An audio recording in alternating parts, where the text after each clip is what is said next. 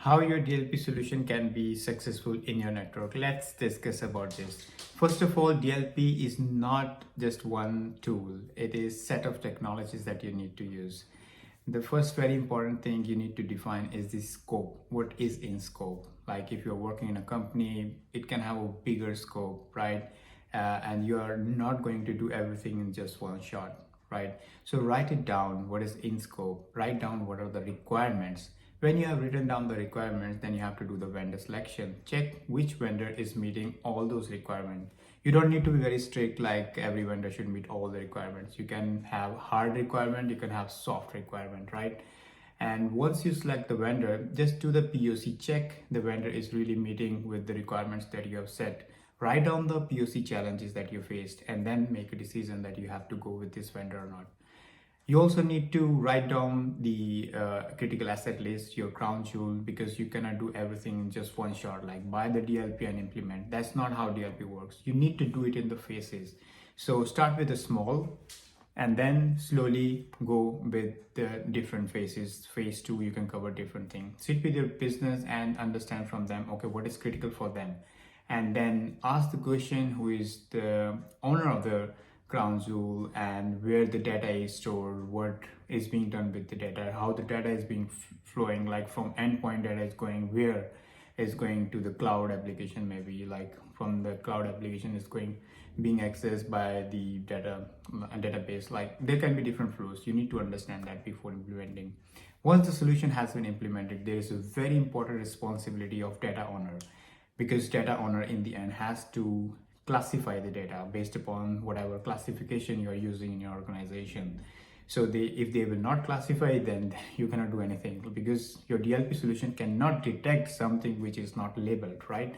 So they have very importance in that. In that, you need to define very clearly the roles and responsibility of maybe your HR or management that they have to give the training. Another training perspective is your administrator. Are the people who are admin are able to identify, check the incident properly, act on them.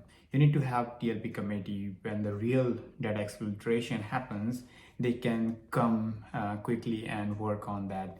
You can also do a tabletop exercise where you can put some scenarios. Okay, if this kind of thing will happen, then what can be done? There are other things that you should mention very clearly, is that what you cannot expect from the DLP solution. Like if there is a DDoS attack, your DLP will not protect you. If there is a ransomware attack which will encrypt everything, your DLP cannot protect you. If there are trusted, legitimate users, they have access to everything, they can disclose the files, right? And yeah, there are phishing attack. DLP cannot protect from that. So you need to keep these things into consideration, and if you're writing, you need to clearly write these things so management doesn't have wrong expectation from the DLP solution.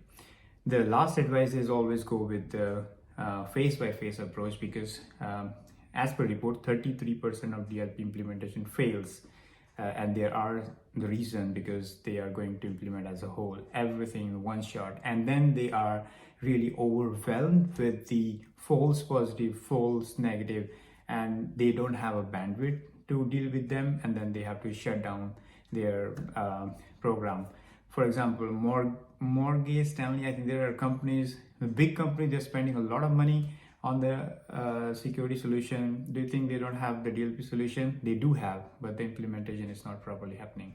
So that's all about the DLP. I hope you like this video. And nowadays I started making videos of the real-time tools which are implemented in the companies and what should be your approach to make them successful. Let me know if you like this video, share with your friends, and comment if you want any other video, short video on that kind of content. Bye.